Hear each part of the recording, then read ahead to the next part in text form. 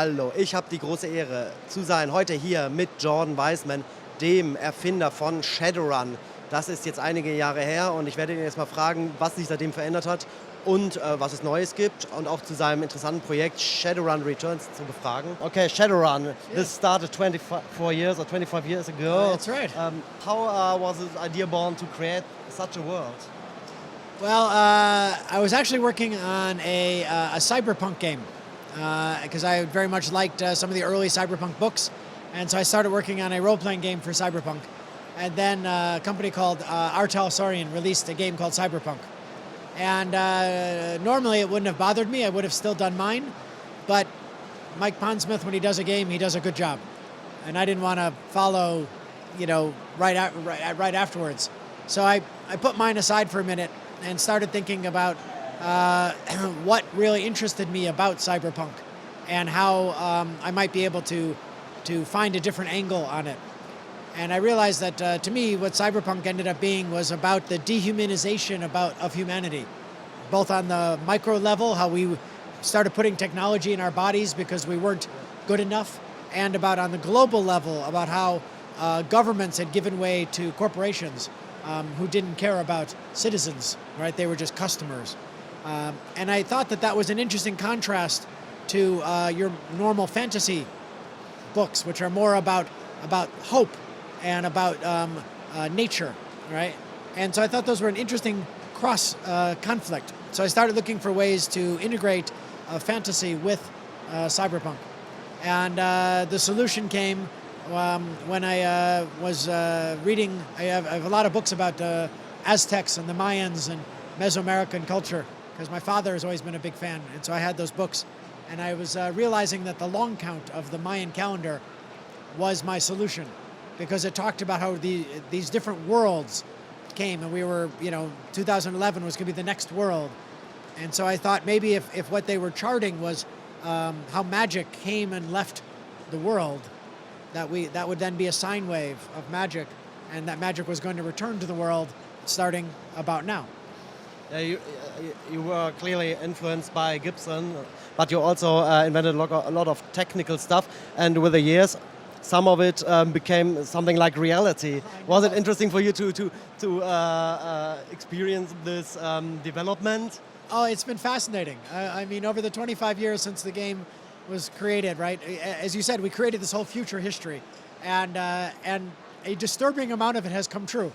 Yeah. From the technology to society.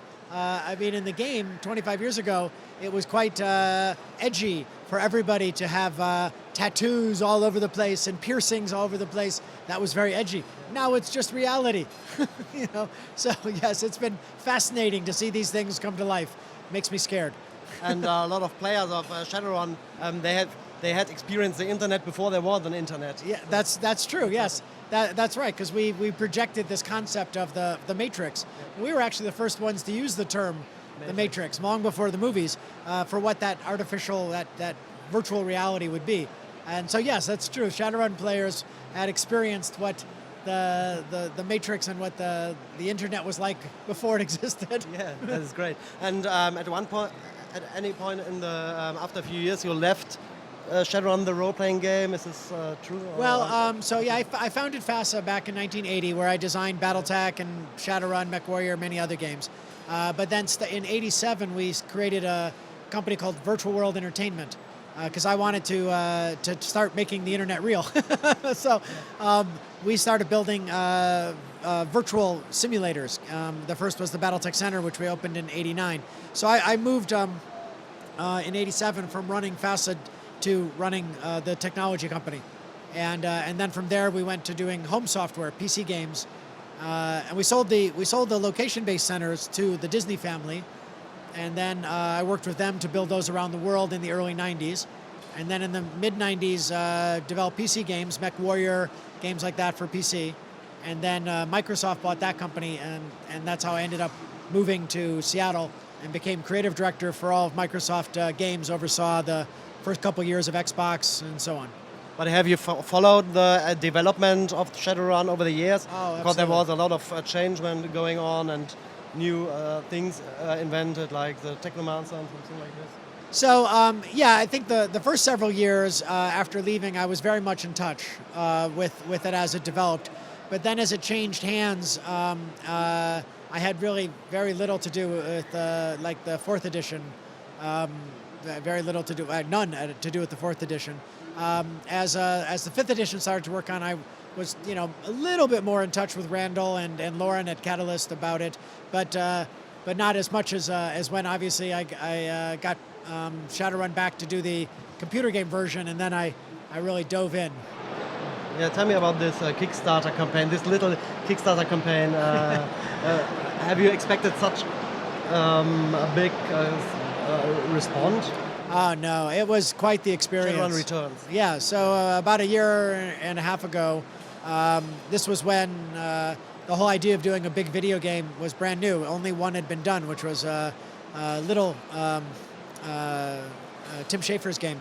And we thought, wow, that's interesting. Maybe Shadowrun fans would give us some money to do a small Shadowrun game. So we took it to Kickstarter, and they gave us about 4 times the money that we were asking for, almost 5 times the money we asked for. Of course, they also wanted a much bigger game. In numbers, could you say? Oh, so yeah, we went out looking for 400,000, and we got almost $2 million, and which is a very large amount of money, except for if you're making video games, then it's not that much money. But we were really determined to deliver a game that's what they were looking for, that had the depth of story and the depth of the game mechanics from Shadowrun.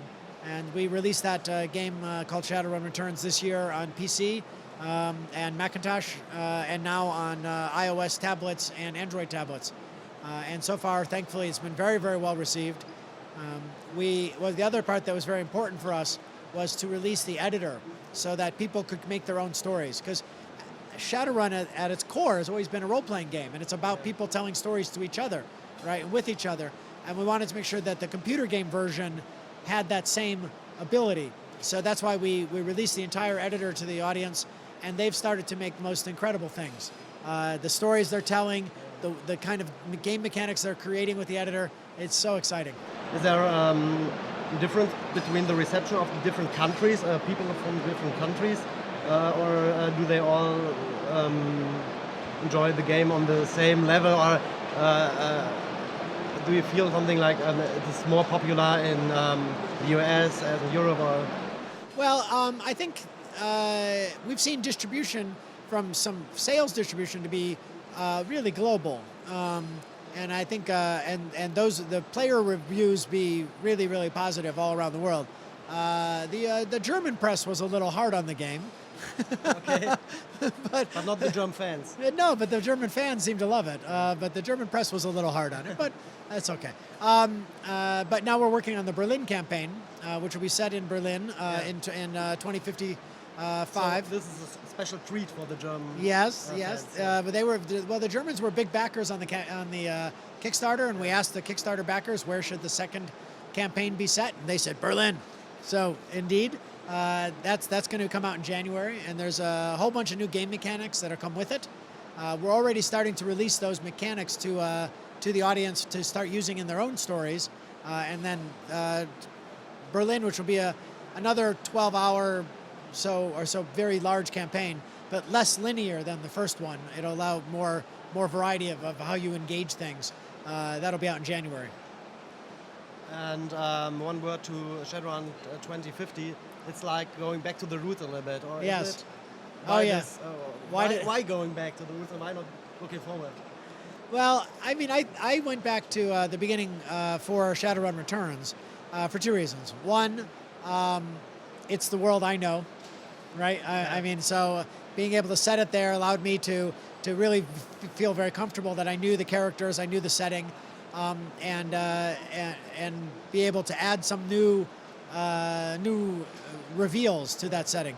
But also I think it's a little bit more accessible to a new audience. Like any story, after 25 years, it's hard to come into a story that's been going for so long.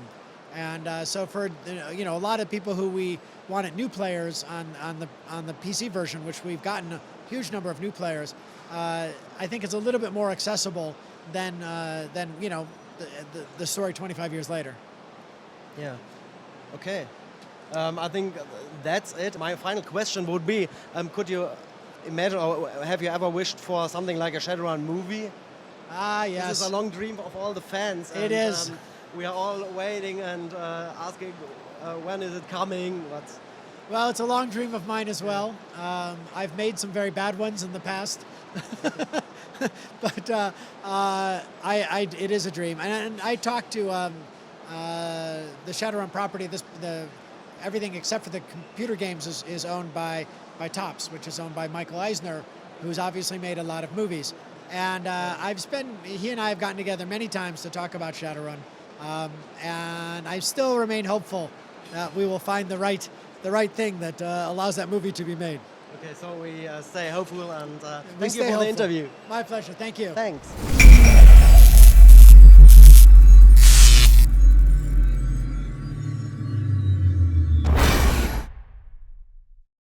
Wer Torchwood kennt, das ist ein Spin-off von Doctor Who, wird wahrscheinlich wissen, wovon ich rede. Torchwood Hub ist das Zentrum, wo sich das Team immer trifft, also ihr Stützpunkt.